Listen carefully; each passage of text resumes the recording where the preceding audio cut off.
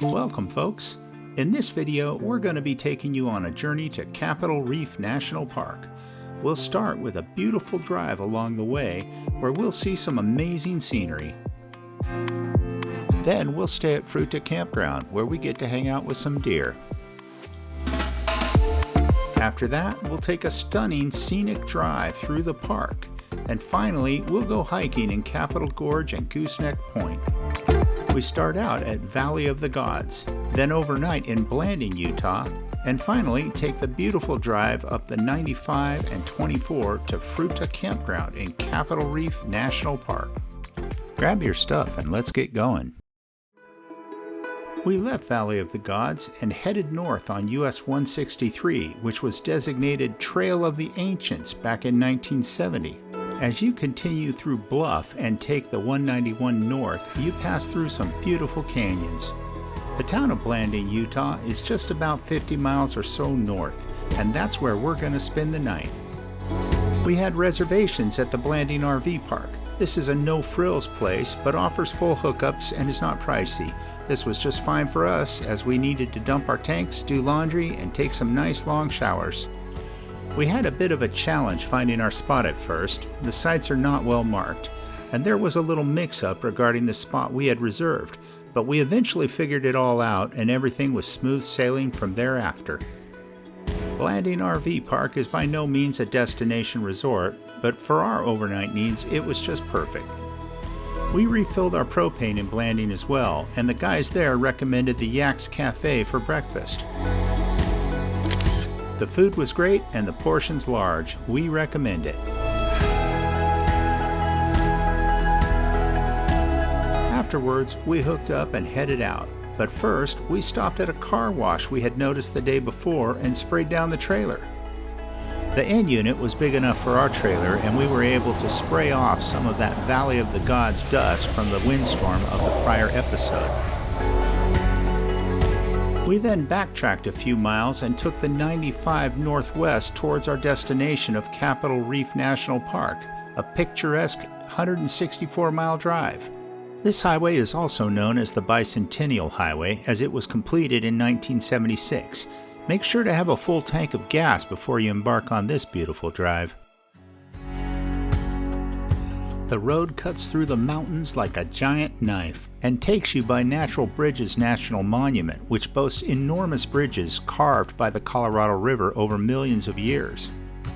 We really wanted to stop, but we needed to get to our destination, so this will have to wait for our next trip.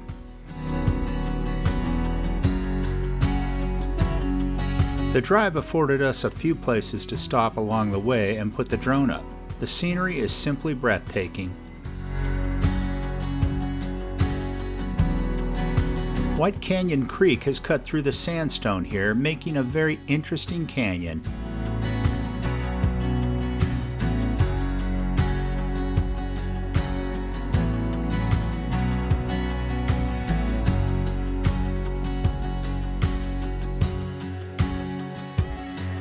Next trip, we'll schedule more time here so we can hike around the canyon and explore this area further.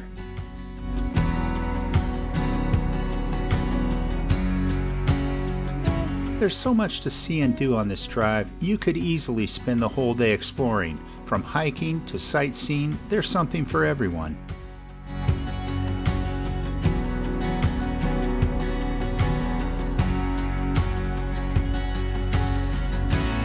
We continued our drive and eventually came to the aptly named Dirty Devil River. According to the BLM website, John Wesley Powell passed by the mouth of this stream on his historic exploration of the Colorado River.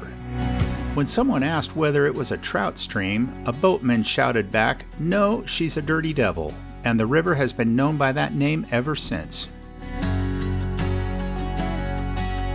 Looks pretty muddy, doesn't it? This drive took us to the northmost part of Glen Canyon National Recreation Area.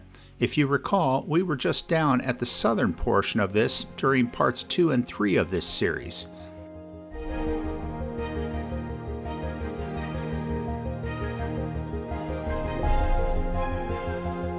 We stopped on some BLM land just north of the NRA to get some aerial footage. It sure is beautiful around here.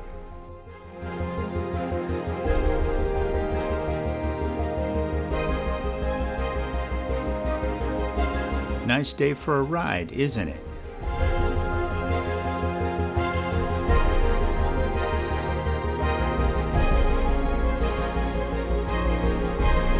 As we continued our drive, the canyon walls grew more and more pronounced, the red rock walls towering over us like giants.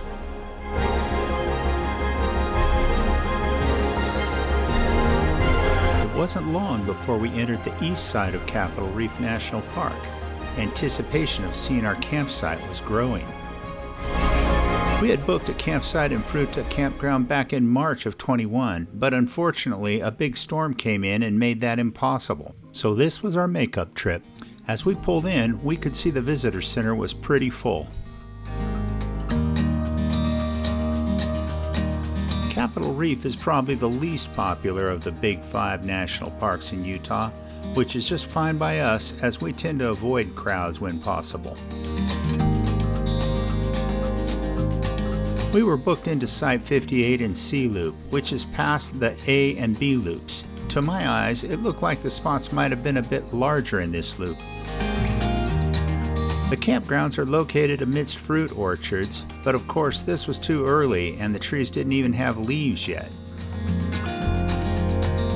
No leaves on the trees means solar and Starlink work great, so that worked out well given this is dry camping. There is a dump station over in the AB loop, and it has potable water. There was plenty of room to back in, and we were quite pleased with our site.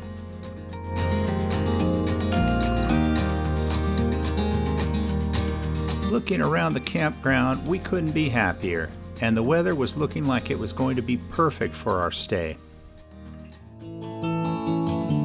After we got settled in camping, we headed out to find a short hike we could do before dinner. Just a short drive up the road from our campground was the Panorama Point and Goosenecks Overlook. Panorama Point offers stunning views of the Water Pocket Fold, a 100-mile-long wrinkle in the Earth's crust.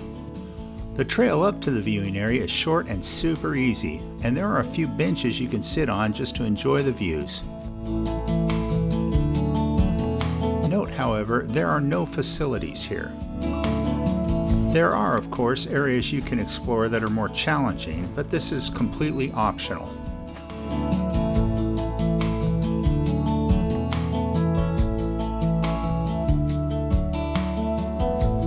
Just about 2 miles further up the road is Goosenecks Overlook. Not to be confused with Goosenecks State Park, which we visited a few episodes ago, Goosenecks Point is part of the Capitol Reef National Park. The trail here is by no means difficult, but it is more challenging than the Panorama Point trail. The name comes from the deep 270-degree bend Sulphur Creek has cut into the sandstone here. It had been a long day, so we're going to head back to the campsite and take it easy for the evening.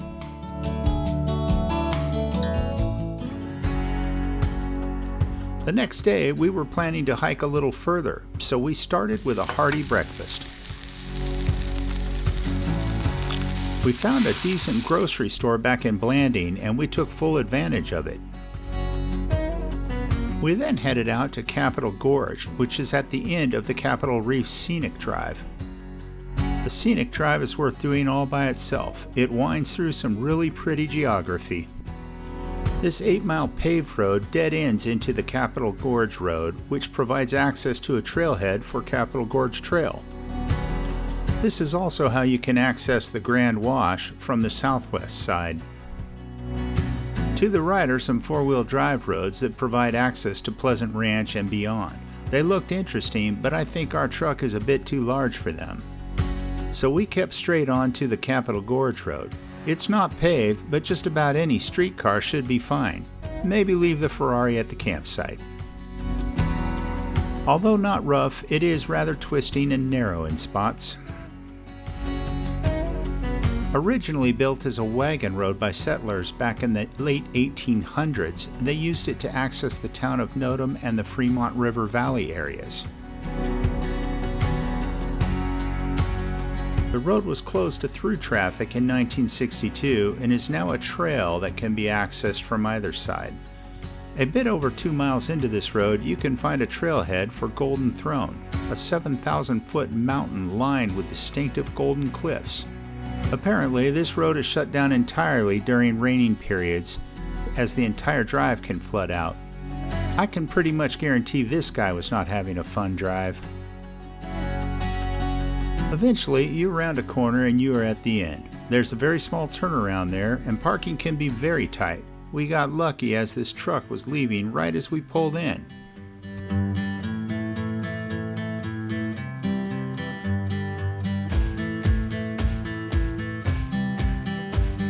When this area gets busy, it will be very hard to turn a larger vehicle around. Be warned.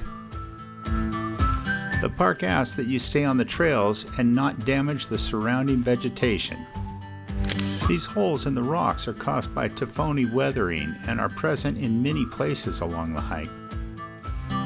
We passed Pioneer Register, where the early settlers carved their names into the rock walls during the late 1800s and early 1900s.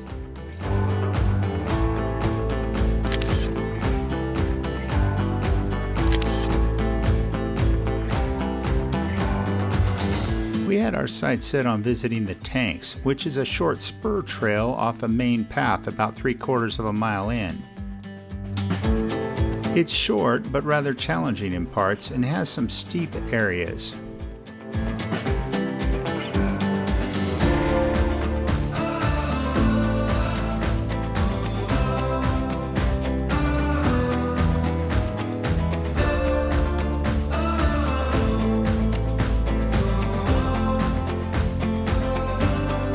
Alas, our timing was not great and there was not a lot of water left in the tanks during this visit, but it was still fun to explore. There is another tank past this first one if you feel like exploring further.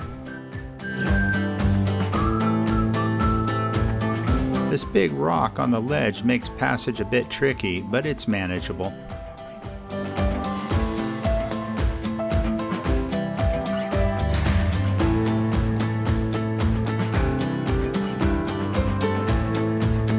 I'm pretty sure they're not, but these things look like big dinosaur footprints with claws cutting into the rock.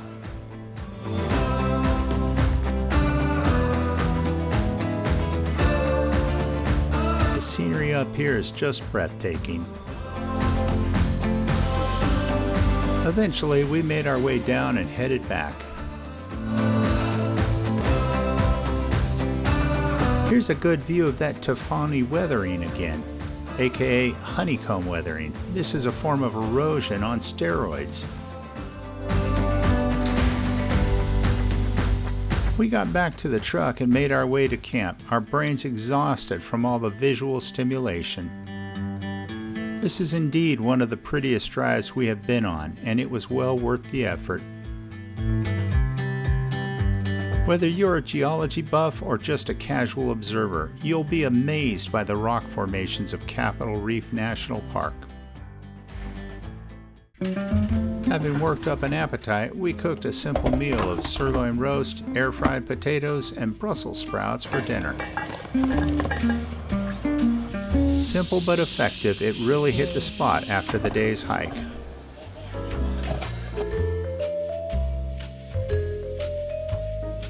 I think it's time to sharpen the knife.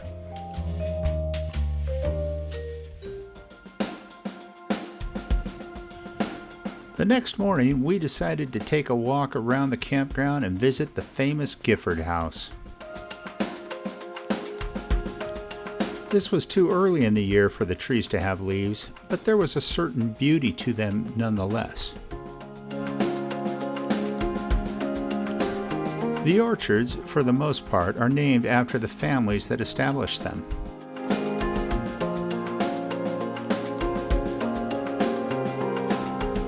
The Fremont River was flowing pretty well at this time, and we stopped to take a look. It was pretty muddy from the snowmelt.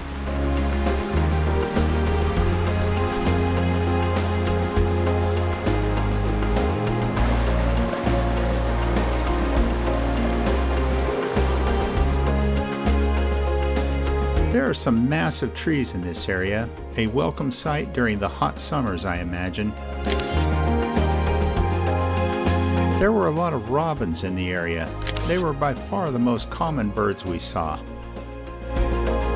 The Gifford House is a very short walk from the campground. Even though we were in Loop C, the furthest away, it was still just a 10-minute walk. Please note, they get quite busy, and you should plan to get there early if you want to buy one of their famous pies. Fortunately for us, it wasn't yet peak season, and this was early on a Tuesday morning. They have a wide variety of items you can purchase, including foodstuffs, condiments, knickknacks, etc.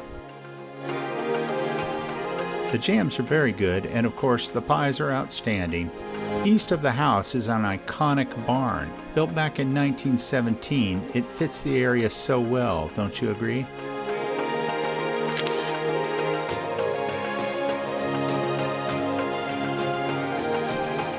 Continuing our walk north, we came across the blacksmith shop, which has a nice interpretive audio system that is very informative.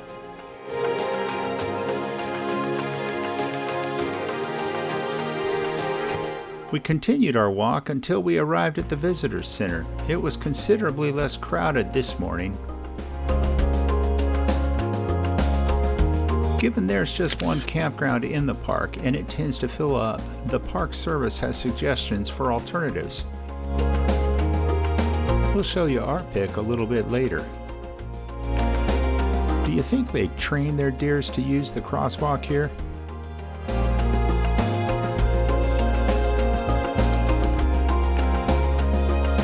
There were a lot of deer around. They show up in the mornings and the afternoons mostly. Looking pretty scrawny, I bet they were happy the weather was warming and the grass was starting to grow. They seem to be just starting to lose their winter coats. Makes me itchy just looking at them.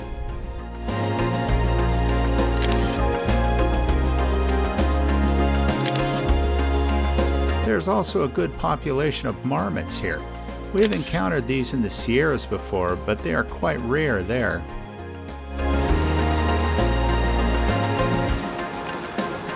There's a nice bridge you can view the river from. And the walk back to the campground next to the water is so peaceful.